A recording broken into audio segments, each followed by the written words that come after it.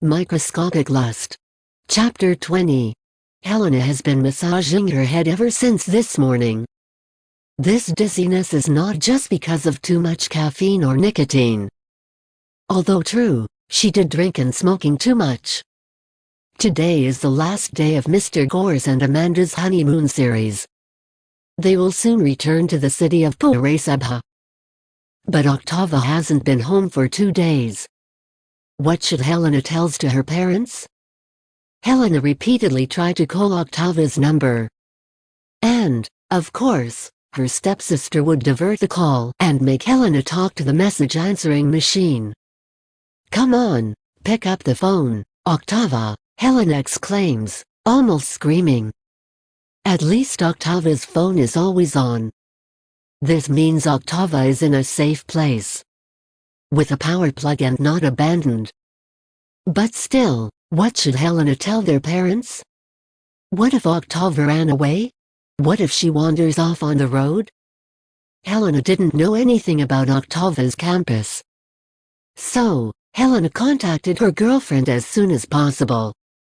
When Ursula finally picked up the phone, Helena immediately attacked Ursula with a question. "Ursula, where are you now? Is Octava on campus?" Ursula, who seemed relaxed, became disturbed by Helena's panic voice. "Are you kidding? It's Sunday, Helena," replied Ursula lazily. She had just been able to enjoy her vacation from the university. And her muscles are still a little sore because lately, her relationship with Helena has been too good. "How do I know the state of the campus if the campus is closed on Sundays?" "At least you can help me find her, Ursula." Helena pouted in annoyance. Women are always like that. They like to transfer their anger to those who are innocent. Octava is a grown-up. She'll be back in time. Ursula was sure. "What am I going to tell my dad if she doesn't come back tonight?" Helena was almost in tears. Even though she had calmed her tone earlier, Ursula was thinking extremely hard in her head. Kissing her student is already wrong. Now, stirring up other people's family affairs, Ursula wasn't sure if she wanted to do it. Hey, are you crying?" Ursula couldn't bear it. In an instant, her principal wavered. "Okay, I'll help you find her. I'm going to pick you up," Helena volunteered. "It's okay, I can find her myself. I will look for her friend's contact on campus. Who knows, Octava is staying at a friend's place. You wait for your parents at home. Tell them any reason. I'm the lecturer. I can tell them whatever nonsense later, when I find your sister." Ursula belatedly kept her mouth shut. "If?" Helena spoke more and more nervously. "If you find her? All right, I'll definitely find her. Wait for me." Ursula pressed her intonation on the word definitely. Helena wiped her tears and then looked at her cell phone. It's late now. And Octava didn't give any news at all. Helena had been trying to scare Octava ever since. About the bad guys out there, Amanda's rage, and what the real Gorse is like. Helena had also tried to persuade Octava with meaningful words and emotion. But Octava didn't respond at all. Helena didn't know what made Octava sulky. Maybe because they slept together, Helena will already be responsible for her actions. But didn't Octava herself choose to stop what they were doing before everyone knew? Then why is the girl now running away like this? While elsewhere, Ursula uses her authority as a lecturer to find Tony's place.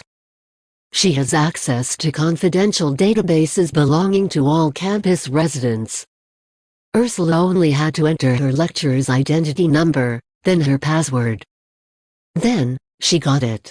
After jotting down Tony's address, Ursula snatched the car keys from the hanger near the table and grabbed them inside her car. She drove the car and was at Tony's apartment in 15 minutes. "Tony," Ursula called the room owner while knocking on the door. Her breath hitched with the adrenaline rush. Tony opened the door hastily. He tried to identify the woman before him because Ursula didn't have time to dress up, and she forgot to wear her wig. "Tony?" Ursula repeated. Since the man didn't recognize her, she doubted this was the real Tony. "Miss Ursula?" Tony focused his attention on the tips of the professor's hair. A girl came out of Tony's room and peeked behind the man's body. When she found out that it was Miss Ursula, the girl hid again. "Did you see Octava?" Ursula studied the other women behind Tony, but she didn't want to elaborate. Because if something happened to Octava, then Tony could be unpredictable. 2 days ago, she came here, we broke up. Then I didn't communicate with her ever since. Tony answered cautiously. "You broke up with her? Because of this girl? So, you're the one who kept her from coming home for 2 days?" Ursula spits out her anger. Now she knew the reason. Suddenly she became annoyed with Tony. "That's my student, Luna." Ursula begins to mix up campus problems and Octava's problems. This was what she had avoided from the start. Now she had quickly stirred in Octava's personal affairs. "She's not home? How did Miss Ursula know?" Tony asked. He diverts the conversation so that Ursula does not do evil to Luna. Ursula quickly locked her mouth. "She's my nephew," Ursula lied. Then she turned and left the man with a suspicious look. "How? Have you found Octava? My father is already on his way home." Helena called just as Ursula finished wearing her seatbelt. Her voice was panicked. Ursula had never heard Helena so panicked. "She's not at Tony's place. That damn kid is cheating. He said that Octava and he had broken up 2 days ago, to be exact," Ursula said, repeating what she heard. "Oh, so Tony is the reason." There was relief in Helena's voice. "You have other assumptions, don't you?" Ursula asked. "Oh, no, forget it. Keep looking, I'll greet my old man Gorse at the door. I'd say that she's staying the night at another friend's house. Then I'll follow you." "Okay." Ursula hung up the phone and continued the search. On the way, Ursula pulled over. She closed her eyes. She put both hands on the steering wheel. She wanted to think where Octava might have gone. And where should Ursula look? When things started to clear up, Ursula took out her cell phone. She called Octava. The phone is on, but the girl refuses the call. Ursula decided to write a message. "If you want to meet me, I will pass you from my class. I will sign you attendance card. All of IT. You can choose your own test value. But not more than 1 hour after you read this message. Or nothing at all." Then, in less than a minute, Octava, who had been silent all this time, immediately decided on a place to meet. Ursula whistled happily. A student is always being a student. Octava hasn't showered for 2 days. Her pretty face is dirty. And her clothes are full of dust. For 2 days, she hid above the abandoned old hotel. At the same time, she proved whether the sunrise would be the same without Ursula and their kiss. Octava admired her courage. And it turned out that Ursula was right. The sun was no longer the same as she looked at herself. When there was the sound of a car approaching, Octava looked down. From the end of the top floor, she could see the roof of Ursula's car stopped next to the Gorses that she had borrowed. Octava decided to get down from there. Ursula gets out of the car. She hugged the girl so tightly that she realized that her student was crying. "You stink. Let us go home." Ursula stroked Octava's back. "Will I pass your class?" Octava whined. Yes. Yes. You left your attendance card at my house. You want to take it first?" Helena was very worried because you didn't come home. "Your mother is also on her way. You should go home soon." Octava. Octava waited until Ursula finished speaking. Then she nodded. Then got into her stepfather's car. Ursula followed closely behind. At the Gorse's house, Helena opens the door for the married couple who have just arrived from their honeymoon.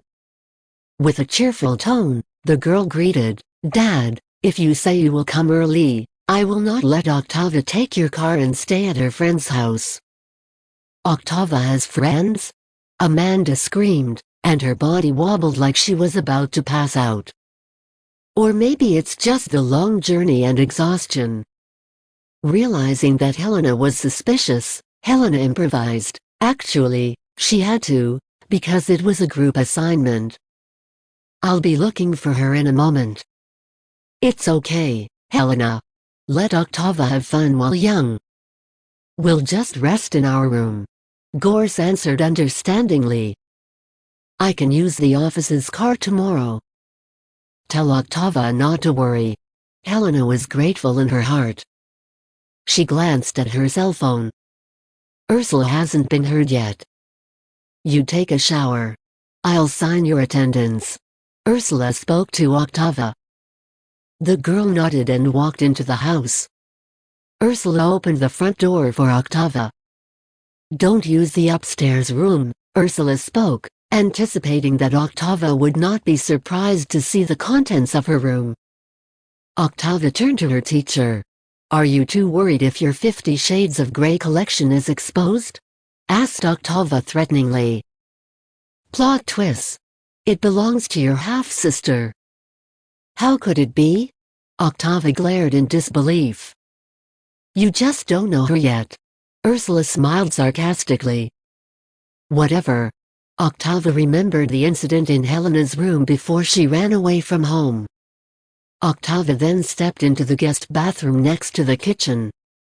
While Ursula got a clean towel for the girl, sign all the attendance fields belonging to Octava. Precisely like what she promised. "It's so easy being a student," she mumbled. "Maybe I should take my doctorate quickly." "Ursula." Octava called from inside the bathroom. "Yes?" Ursula approached the bathroom so she could hear Octava more clearly. "Lend me clothes. I've hung it at the door," replied the woman while tying her dreadlocks together. "Spoiled kid," she muttered again. But the smile did not leave the corner of her lips. Finished with all the signatures, Ursula made 2 cups of coffee. For her and Octava.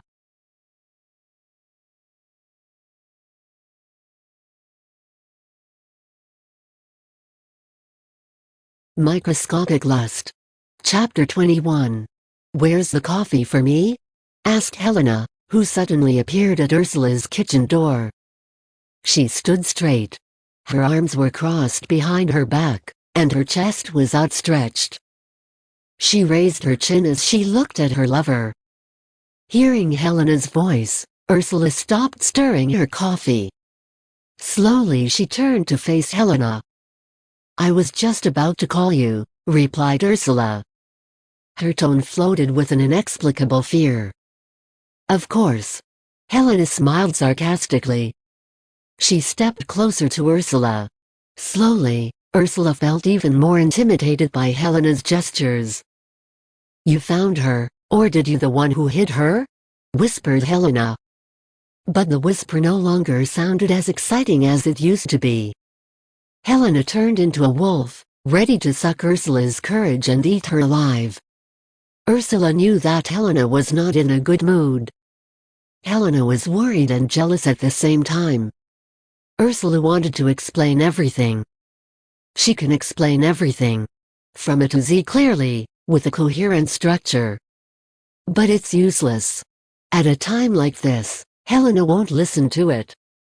There's no point in talking to a drunk woman fed up with jealousy. "Sit down, Helena, don't be so suspicious. I didn't kidnap her. You're the one who asked me to find your half-sister." Ursula tried to calm Helena's anger. She tried to stop the fuse, which was already burning, so the woman wouldn't explode. Helena didn't move. Explain how I did not suspect? You said you'd let me know when you found her. You don't seem to have any trouble finding her either. You didn't bring my sister home. You brought her here. Helena bit her lip and spoke again. So, Octava is your student who came here for tutoring? What have you done with her that you can freely imagine when we make love? Helena, I didn't do anything with her. Ursula wanted to get closer to Helena not because she felt right, but because the woman felt guilty too.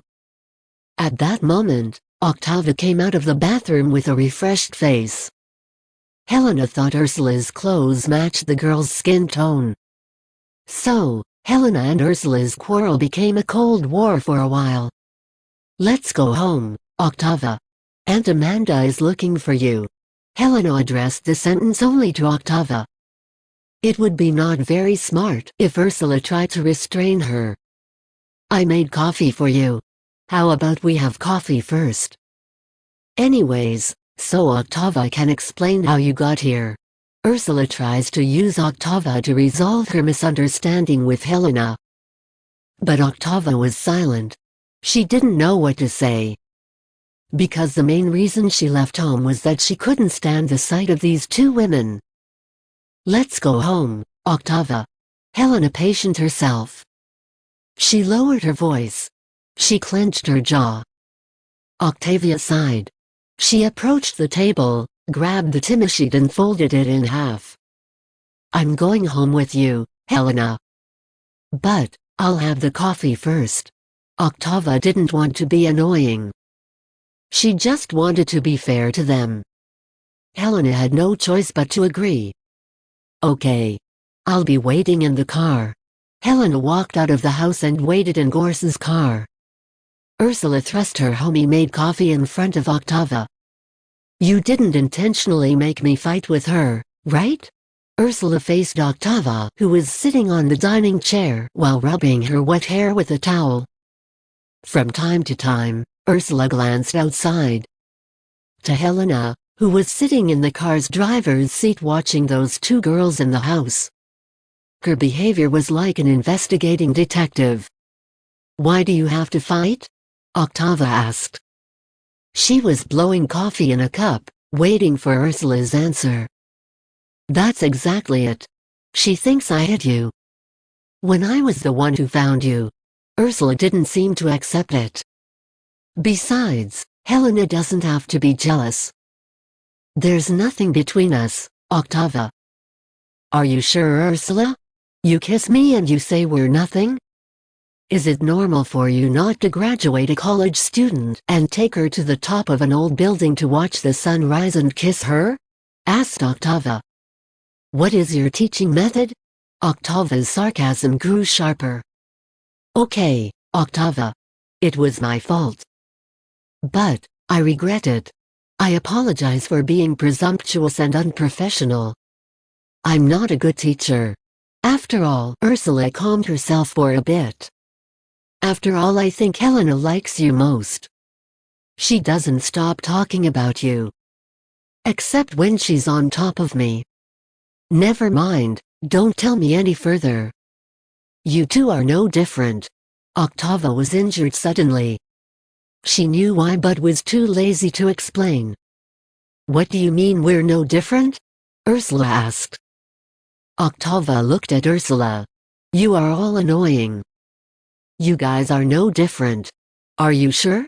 Ursula became worried, afraid, restless, or suspicious. Octava snorted, I'm leaving. Ursula couldn't help but block Octava's departure. I've done what you wanted, Octava. Now, I just want you to explain to Helena that what is happening now is not what she imagined. Ursula pleaded. Now and then, Octava looks into Ursula and turns to Helena. Why don't you explain yourself? You're better at seducing, Ursula. You are a lecturer in the literature course. Precisely because of that, Helena won't easily believe me.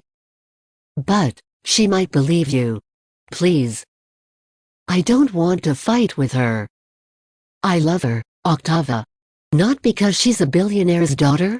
Octava asked, making Ursula jolt. Octava, where did you get that thought from? Of course not. Helena honked the car horn loudly before Ursula explained who she was and from which family she came. All the explanations in Ursula's head dispersed in an instant. Okay. I didn't want Helena's anger to affect my mother's situation at the Gore's house. I'm going home now. Octava put her cup on the table. She packed all her things and went with Helena. 5 minutes after getting into the car, Octava pretended to be asleep so Helena wouldn't disturb her.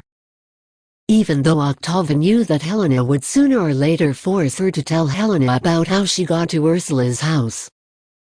At least Octava could hold off until her mood calmed down. Several times Helena touched Octava's hand and held it affectionately. Maybe Helena wanted to ensure that her stepsister was sleeping before she spoke. I'm sorry, Helena finally said. Next time, I'll take better care of your feelings. Octava chose silence and did not respond. She didn't resist the hand either.